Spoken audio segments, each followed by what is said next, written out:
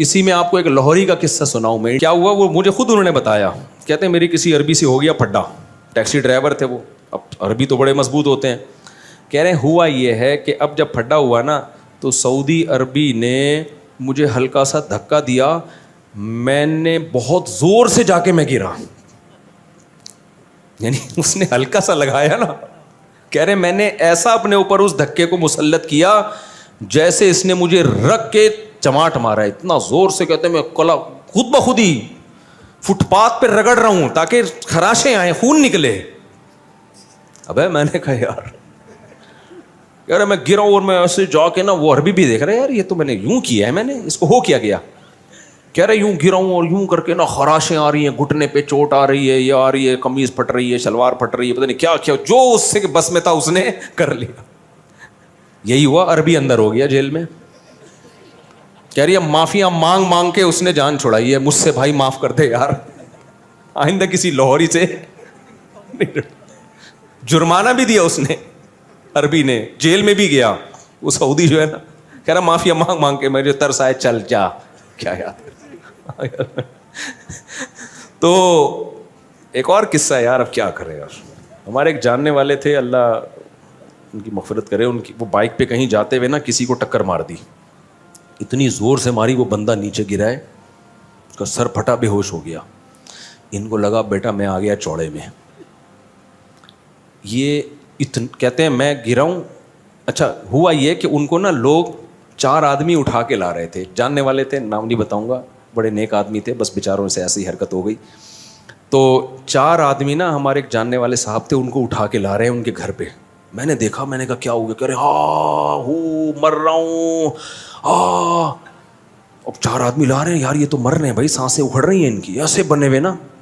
میں نے کہا ہاسپٹل لے کے, کہہ رہے نہیں ہاسپٹل نہیں, گھر لے کے جاؤ. میں نے کہا بھائی اس کہہ رہے ان کا خطرناک ایکسیڈنٹ ہوا ہے, یہ مر رہے ہیں.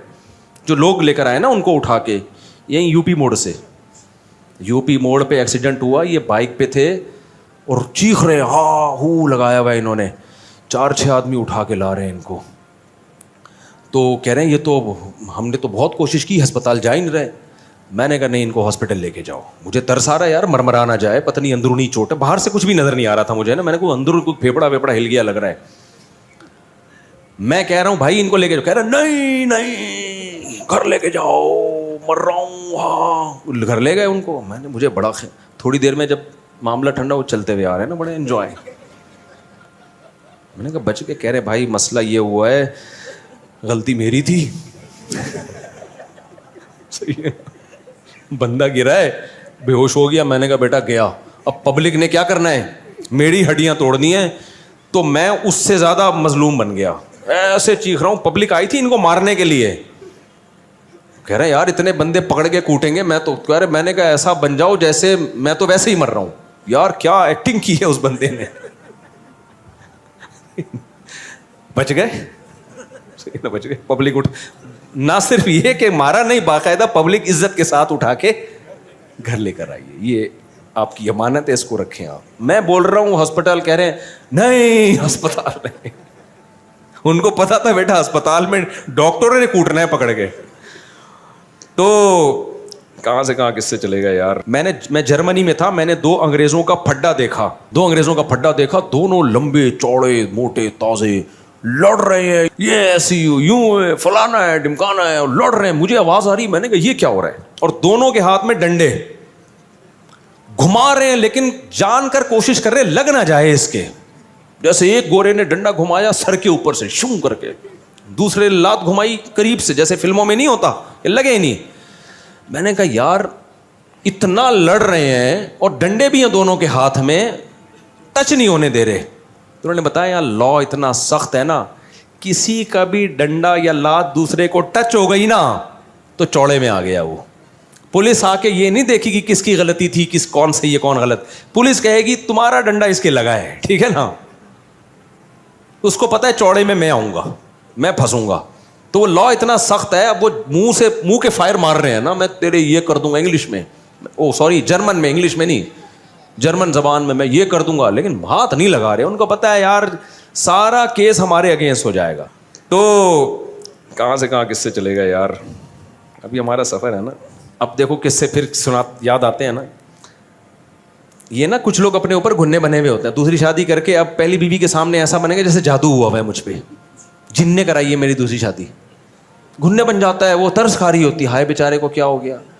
میں نے جب اللہ معاف فرمائے دوسری کی تھی نا, میں زیادہ رو رہا تھا, جیسے مجھے بہت غم ہو رہا ہے. یہ طریقے ہوتے ہیں بھائی. تو ایسے ہاں وہ نا بہت ڈرامے چل رہے ہوتے ہیں, تو کچھ لوگ مسلط کر رہے ہوتے ہیں, کوئی مسئلہ ہوتا ہے ان کے ساتھ. ایک نوجوان آیا اپنے ابا کو لے کے, اس نے کہا میرے ابا میں شادی کرنا چاہتا ہوں, ابا نہیں مان رہے, آپ ان کو سمجھائیں. رشتہ اچھا تھا, میں نے کہا یار چلو میں سفارش کر دوں, کام ہو جائے تو اچھی بات ہے یار میری سفارش پہ. میں نے کہا ابا کو لے آؤ. تو اتوار کو میں نے ٹائم دیا, وہ آگے ابا نہیں آ رہے, ابا کھڑے ہوئے گیٹ پہ. میں نے کہا ابا کو لا بھائی, میرے اور بھی دنیا میں کام ہے. کہہ رہے ہیں ابا کو پتہ نہیں کیا ہو گیا, ہاتھ پاؤں ان کے مڑ رہے ہیں اور سکتے میں چلے گئے ہیں نا گیٹ پہ. آ تو گئے ابا ہمت کر کے, اس نے بہت, جب اس کو لگا نا ابا کو کہ یہ مفتی صاحب اس بیٹے کو فیور دیں گے, ابا ہاتھ پاؤں کیا ہو رہے ہیں, مڑ رہے ہیں, یوں عجیب سے ہو گئے. میں ڈر گیا, میں نے کہا بھائی میرے اوپر کوئی مسئلہ نہ ہو جائے. تو میں نے کہا ہاسپٹل لے کے جاؤ. کہہ رہے ہاسپٹل بھی نہیں جا رہے. تو میں نے کہا لے آ کسی طریقے سے یہاں پہ بھائی. تو ابا کو روبوٹ کی طرح نا دھکا دے کے, جیسے کوئی پتلا نہیں ہوتا, ابا آ رہے ہیں ایسے نا یوں. اب کسی کی غیبت نہیں ہے, پرانا قصہ ہو گیا, کیا پتہ چلے گا کسی کو. لا کے ادھر بینچ پہ بٹھا دیا, ابا آ کے نا یوں بیٹھ گئے ایسے سیدھے. میں کیا السلام علیکم, سامنے دیکھ رہے ہیں, خیریت سے ہیں. میں نے کہا بیٹا یہ تو کچھ سیریس کیس ہے, اس کو ہاسپٹل لے کے جانا. بھائی تو ہاسپٹل لے کے جاؤ, یہاں کیوں لے کر آئے ہو. کہہ رہے ہیں پتہ نہیں کچھ شوق میں چلے گئے ہیں, کیا ہو گیا ابا کو. ابا ہلا رہا ہے, ہل ہی نہیں رہے. اچھا میں نے تھوڑا سا اندازہ لگا لیا, ابا کو تھوڑی سی ہنسی آئی ہے نا بیچ میں. میں نے اندازہ لگا لیا, میں نے کہا یہ ناٹک چل رہا ہے. اب آپ کو پتہ ہے جب ابا کو ہنسی آئے گی تو مجھے ڈبل آئے گی کہ نہیں آئے گی. میں احترام میں ہنسی بھی روک رہا ہوں. میں اس کو سائڈ پہ لے گیا, میں نے کہا بھائی یہ ناٹک چل رہا ہے. ابا نے اپنے اوپر ایک ایسا وہ مسلط کر لیا ہے کہ میں شوق میں جا رہا ہوں. میں نے کہا بھائی ان کو لے جا, یہ نہیں سمجھیں گے, یہ سمجھنے والے نہیں ہیں. رشتہ ٹھیک ہے, ابا بلا وجہ مخالفت کر رہے ہیں, کر کے بتا دے ابا ہو گئی ہے, ٹھیک ہے نا.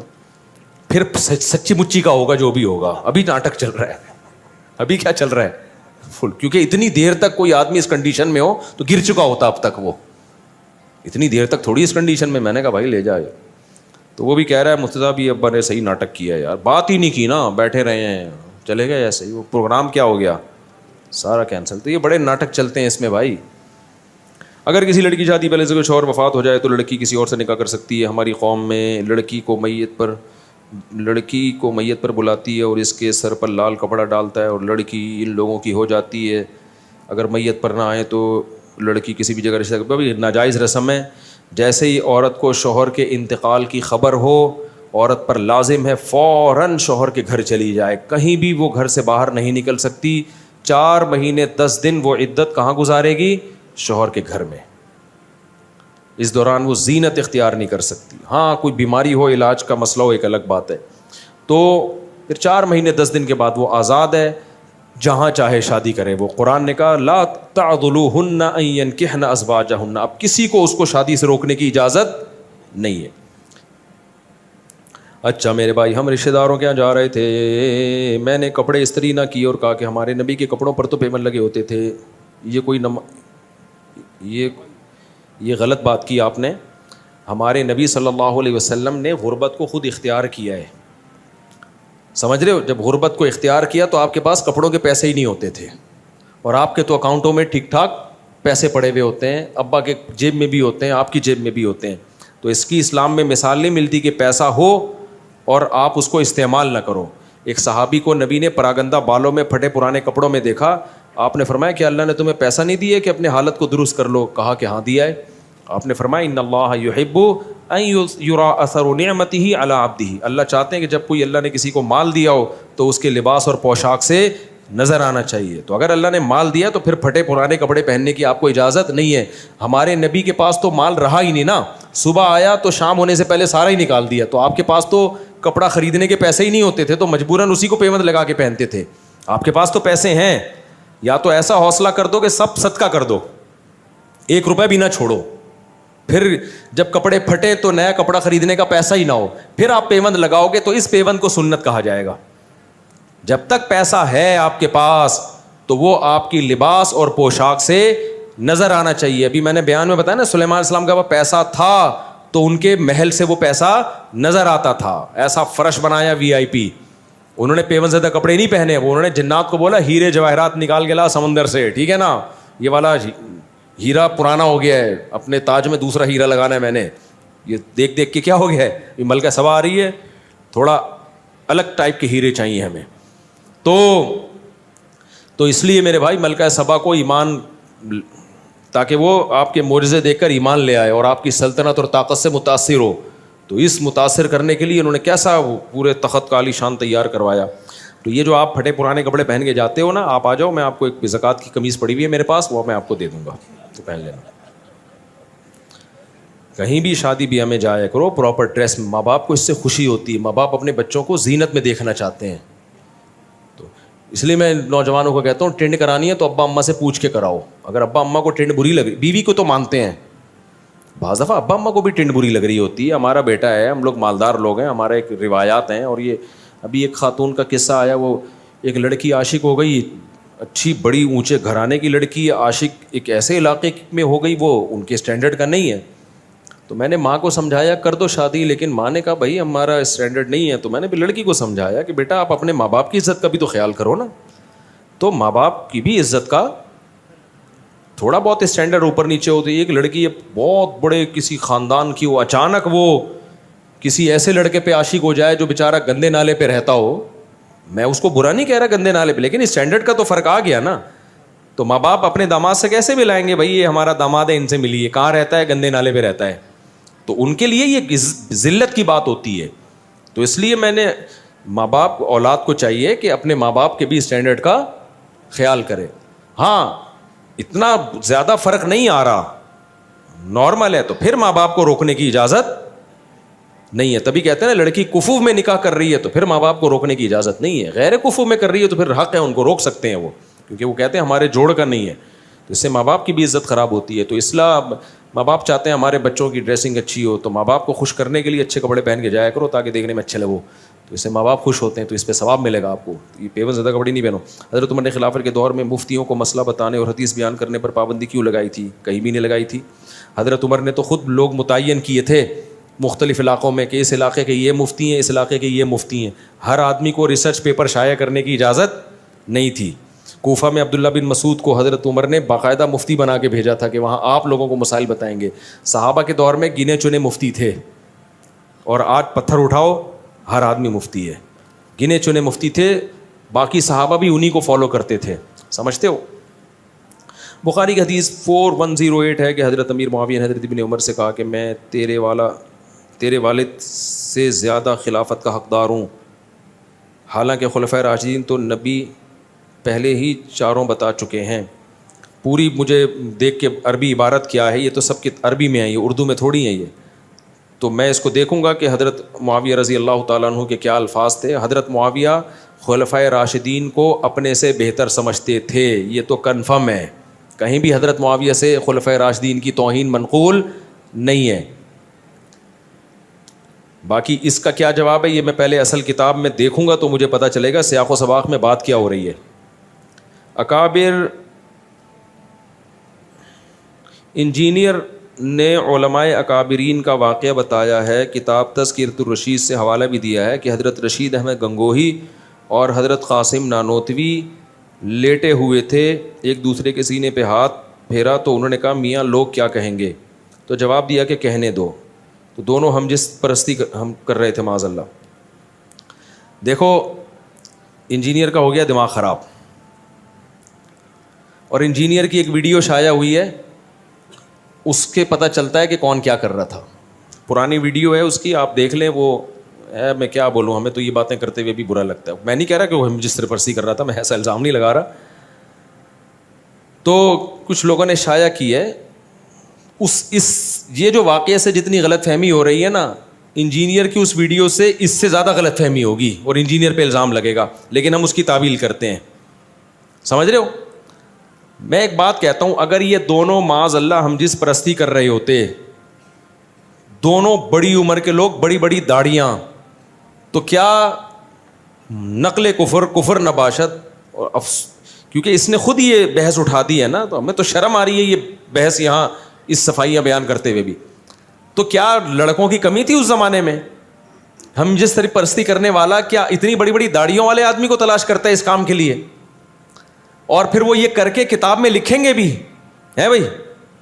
یہ خالصتاً ایک مذاق کا واقعہ ہے جو ان کے کسی شاگرد نے لکھا کہ دونوں لیٹے ہوئے ہیں, مذاق کر رہے ہیں ایک دوسرے کے, جیسے ہوتا ہے نا بے تکلفی کا مذاق, لوگ کر رہے ہوتے ہیں, فحش مذاق بھی کرتے ہیں ایک دوسرے کے ساتھ بے تکلفی میں. وہ ایک محض مذاق کا واقعہ ہے.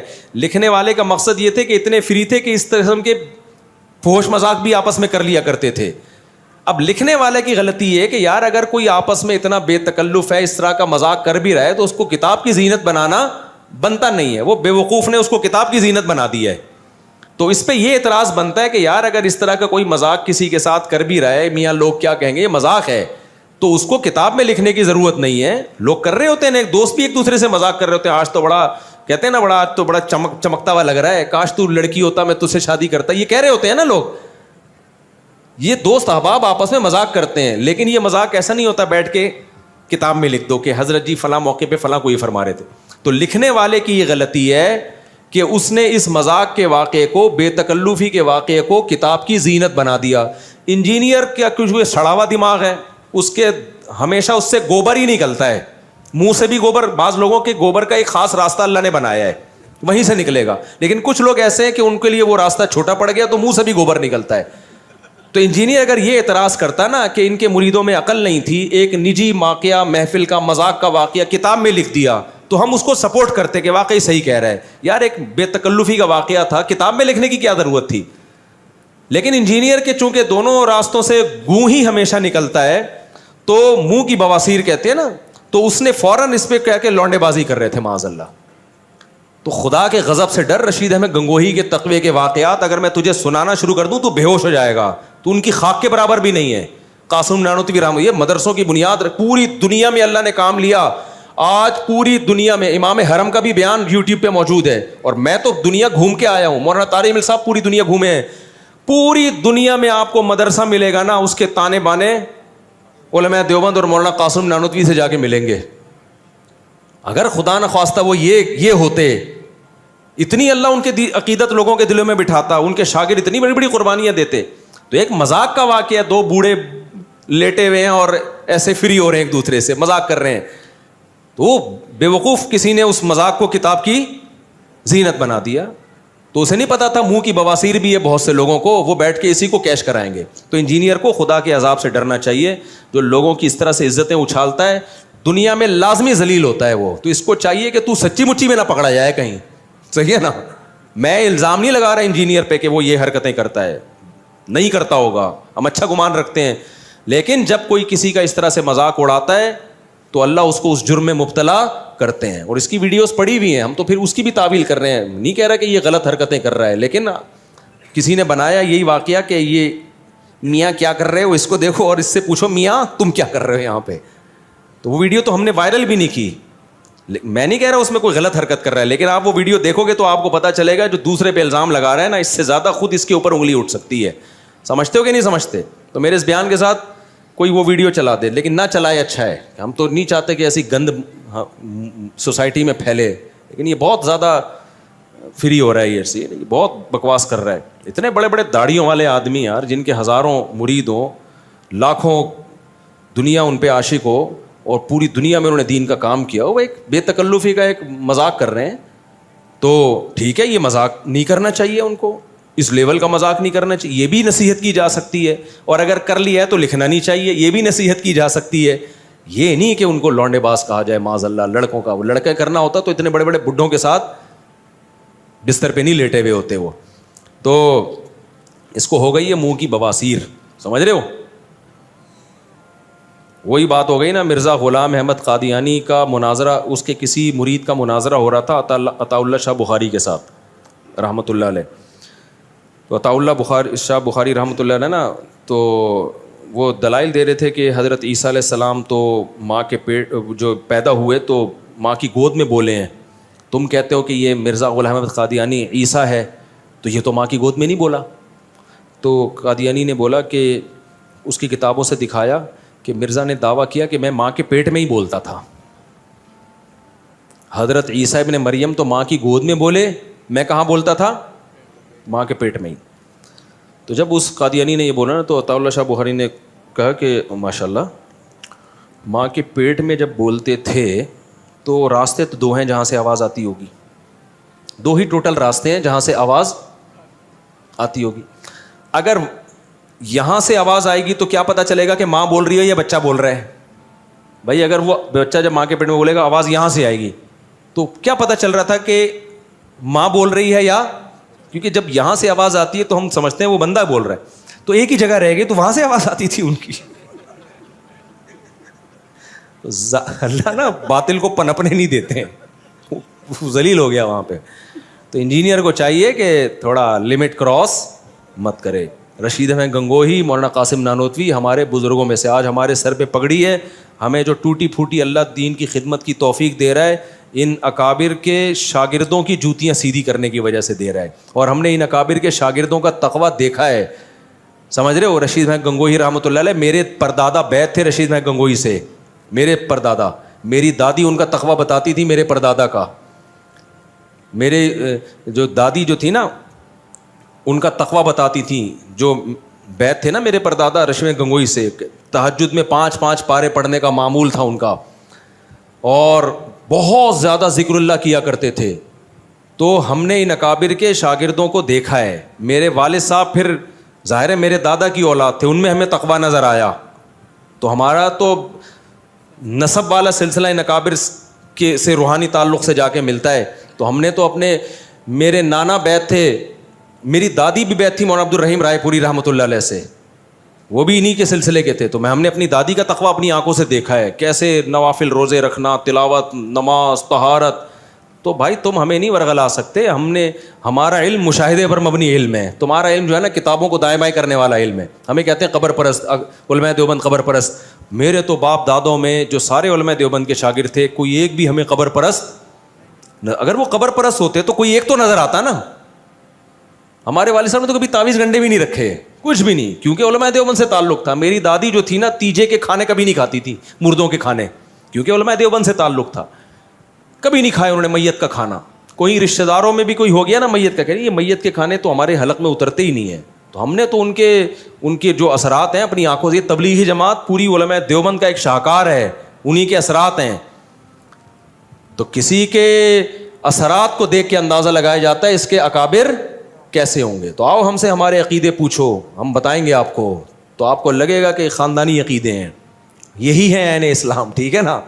تو کبھی خوشبو لگا کے آؤ.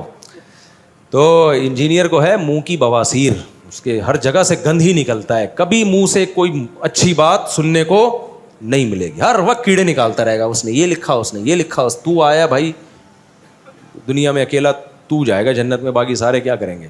اتنے بڑے بڑے دعوے, اور دم کتنا ہے, جب گئے تو مارکیٹ سے شارٹ.